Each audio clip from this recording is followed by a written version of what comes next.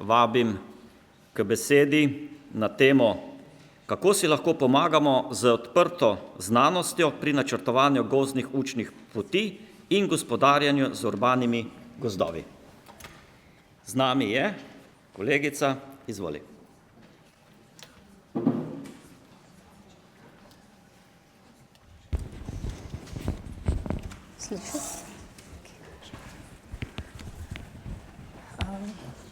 Najprej hvala vsem, ki ste ostali z mano do konca, ker sem se res bala, da bo tukaj le še peščica.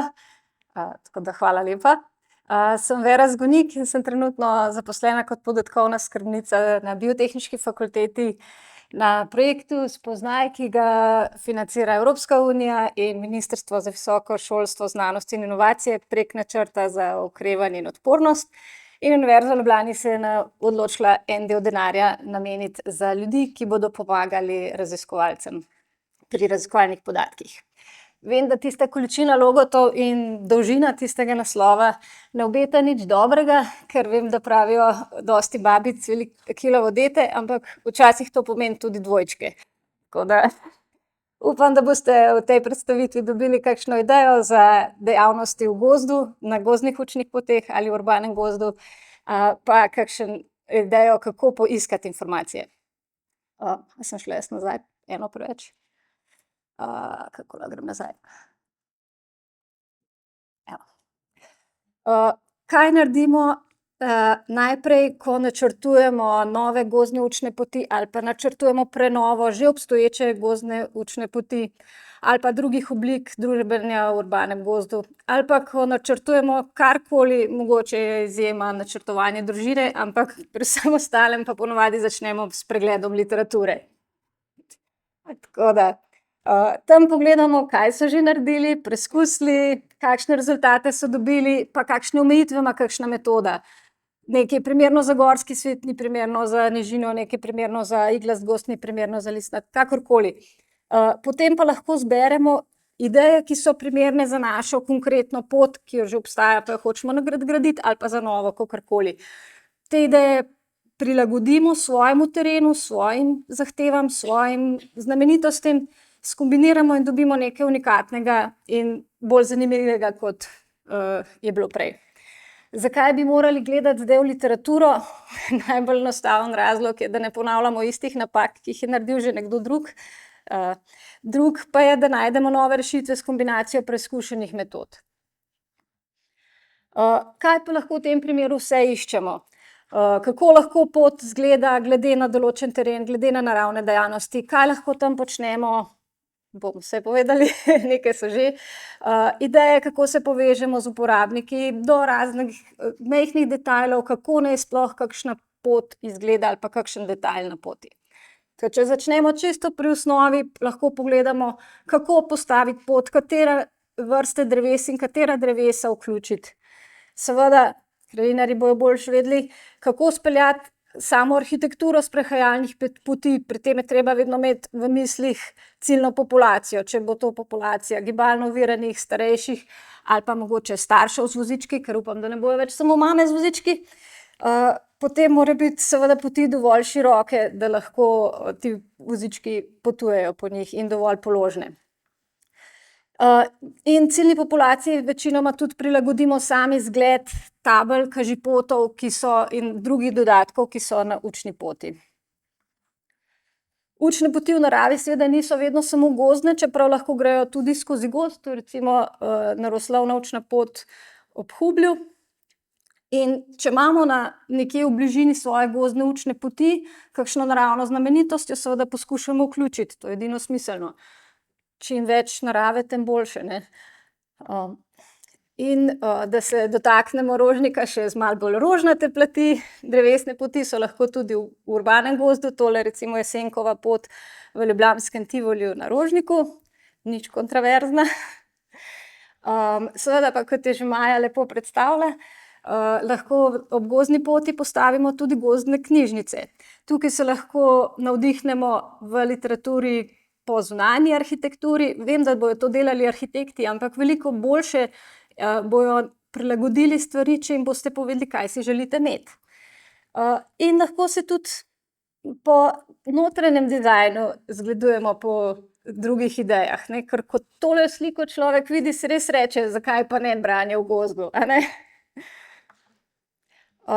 Seveda, kot smo že večkrat, slišali omenjeno danes in včeraj, zelo ljudi pritegnejo v gozd delavnice. Pri teh je zelo pomembno, da imamo v mislih, komu so namenjene, ker seveda delavnice za odrasle bodo drugačne kot delavnice za otroke. Kot smo videli, tisto harfo v gozdu verjetno ni bila namenjena najmlajšim, medtem ko rajanje škratlice je verjetno namenjeno drugi publiki. Pri tem je seveda zelo pomembno tudi sodelovanje s šolami, ki so eden od glavnih, uporabnikov naših gozdnih poti, ampak ne smemo se pa pri sodelovanju, samo na ciljno publiko, fokusirati, zaradi tega, ker ciljna publika je tista, ki bo uporabljala to, ampak dostikrat pa recimo vodijo, učence študentje, tako da lahko, tukaj je en primer, kjer so študentje gradbeništva, sodelovali z osnovno šolo. Že prej sem omenila table in oznake in kažipoti in tudi danes je že bila beseda o tem, ali naj bodo table v naravi ali ne. Moram priznati, da delim mnenje tudi sama, ne vem, kaj je boljše. Ampak kakorkoli se odločimo, moramo se, če se odločimo za, table, moramo vedeti, ali se bomo odločili samo za kažipote ali bi radi kakšne informativne table tudi. Lahko imamo informativne table kot ste videli, o Urhu so bile predstavljene, pa o, temle, tale, ki jo imam tukajle pokazana, je o netopirju, videli smo pa o puščavniku smo danes videli. In, lahko pa se odločimo tudi za informativno tablo o gozdnem bontonu, če zaznavamo, da je v našem gozdu problem s tem, kako se naši obiskovalci obnašajo. Če so gozdne poti namenjene najmlajšim, je seveda lepo, če jim postavimo kakšno igralo. Če je to didaktično, še toliko boljše in tudi primere teh lahko najdete v literaturi. Ne glede na to, komu je pot namenjena, pa je zelo lepo, če postavimo kakšno počivališče. Če pa nameravate, po tej gozdni učni poti voditi majčkeno večje skupine, je pa zelo priporočljivo, če je kakšna večja pokrita struktura, kjer bojo lahko oni v primeru slabega vremena pomalicali ali pa mogoče poslušali majčkeno daljše predavanje vaše. Pri drugih pa bo mogoče dovolj klopca ali pa dve. V literaturi najdemo tudi, veliko primerov različnih struktur v parkih in veliko idej za parke. Vključimo lahko zeliščne vrtove, urbano vrtnarjenje, od visokih gred do guerilla gardening. Včeraj nekateri predavatelji ste dobili semena z vrečkami divjih rož in lahko poskusite, to že kar na poti domov. Skratka, idej, kaj vse lahko iščemo, je več kot dovolj, veliko. Zdaj si pa poglejmo, kako to iščemo. Za sam navdih slike, so, splošni iskalniki, kot sta Google in Pinterest, seveda, zelo uporabni. Za sezname gozdnih poti se lahko obrnemo na, spletno stran Zavoda za gozdove, ki ga vsi že zelo dobro poznate, pa seveda so tukaj še raznorazni blogi, popotniški in tako naprej. Ampak to že vsi znamo, tako da tukaj ne bi izgubljala besed in bi se obrnila naprej.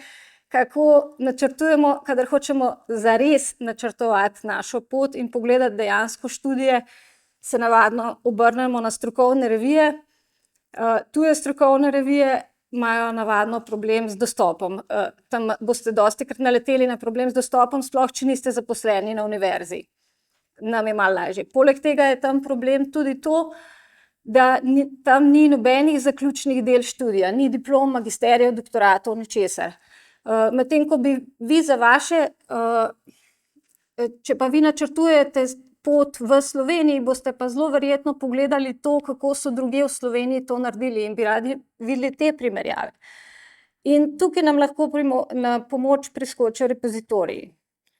En od njih je repozitorij Univerze v Ljubljani, pa si ga bomo kar pogledali.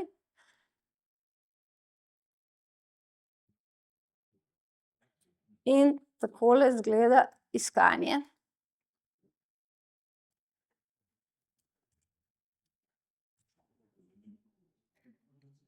Vpišete not in dobite ven vse zadetke. Trenutno jih je 22 za gozdne poti.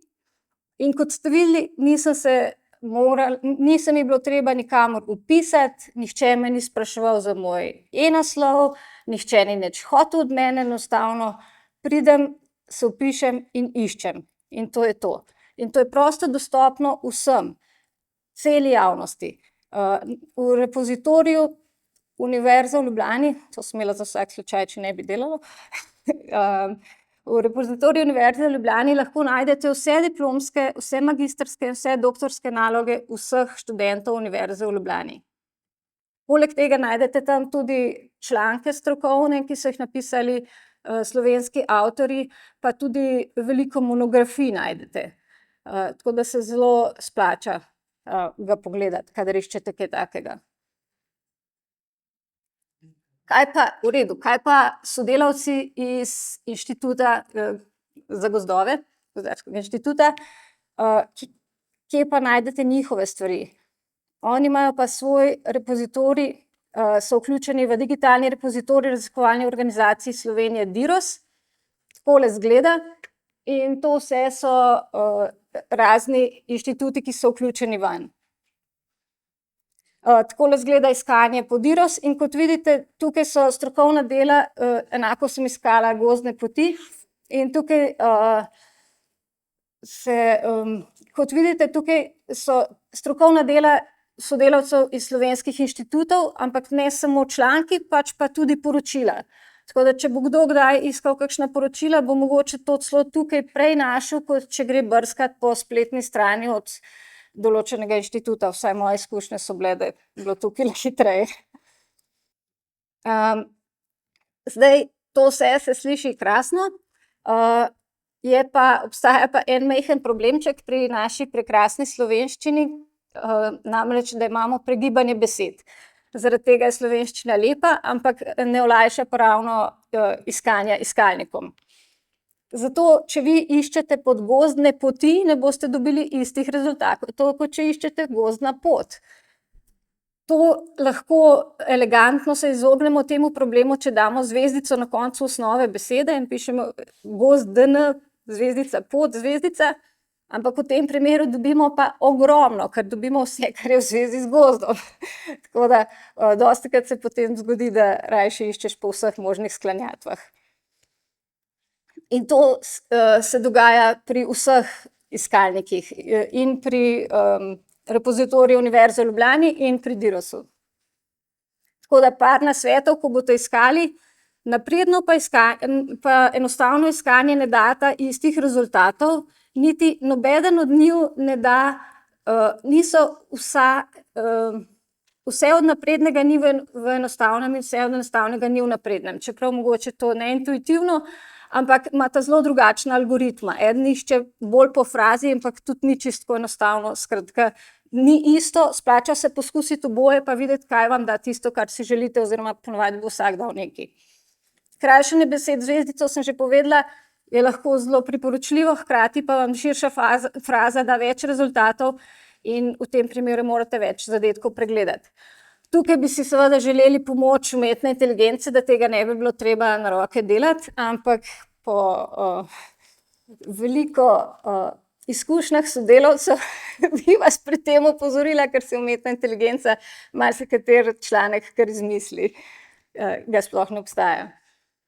Za vse, ki preučujete družbeni vpliv, na primer, če bi gledali vpliv gozdnih učnih poti na odnos prebivalstva do narave, na uporabo gozda, na odnos ljudi do narave nasploh, bi verjetno so to ljudje ugotavljali s pomočjo anket in intervjujev in je to bolj družboslovna tema, zato boste te stvari zelo verjetno našli v arhivu družboslovnih podatkov, ADP.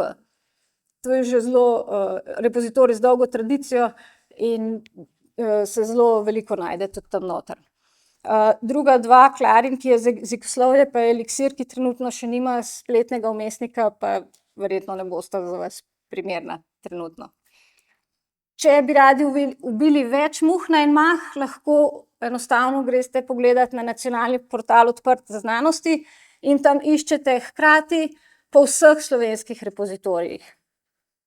Dobite seveda temu primerno več rezultatov, zaradi tega, ker so rezultati iz različnih repozitorijev. Če tukaj pogledate, prvih nekaj zadetkov je iz repozitorija Univerze v Ljubljani, iz RUL-a, potem tale ekonomski vidiki pa je iz digitalnega repozitorija raziskovalnih organizacij Slovenije DIROS. To je lahko dobro ali pa slabo, zaradi tega, ker če vi točno veste, kaj iščete, takrat ne boste hoteli dobiti vseh rezultatov, ampak samo tiste, če pa hočete čim večji nabor, pa boste mogoče si rajši izbrali tega. Pa mičkeno je počasnejši po mojih izkušnjah. V vsakem primeru, kot sem rekla, umetna inteligenca nam tukaj ne olajša preveč stvari, moramo sami pregledati te zadetke na koncu, da vidimo, kje dejansko pridejo v poštev. Od vseh teh dobesedno tisoče zadetkov, ki smo jih dobili, je na koncu se našega prav načrtovanja in upravljanja gozdnih poti tikalo dejansko le 12 del. In ko smo vse to pregledali, smo ugotovili, da smo našli v literaturi, kakšne poti vse obstajajo, pregled različnih načrtov in izvedb gozdnih učnih poti, kako se je kateri poseg obnesel v praksi, pa najdemo tudi ideje o možnih rešitvah težav, preden nastanejo. Se pravi, imamo recimo diplomsko delo o boleznih drevja na gozdni poti in to nam lahko ponudi seznam vrst, ki so bolj odporne in primerne za saditev ob gozdni poti v podobnih klimatskih in geoloških razmerah, seveda. Za zaključek, če od tega predavanja ne odnesete nič drugega, to, da si zapomnite, da so se vsa zaključna dela študija, diplome, magistrske, doktorske naloge, mnogo člankov in monografij prosto dostopnih v RUL-u, repozitoriju Univerze v Ljubljani, bo to že veliko. Če si zraven zapomnite še, da imajo sodelavci iz inštitutov svoj repozitorij DIROS, še boljše, če pa je to dvoje preveč, pa si lahko zapomnite samo nacionalni portal Odprte znanosti, pa bo tudi nekaj. In zapomnite se, kdor išče, ta najde. Hvala vsem, ko ste držali.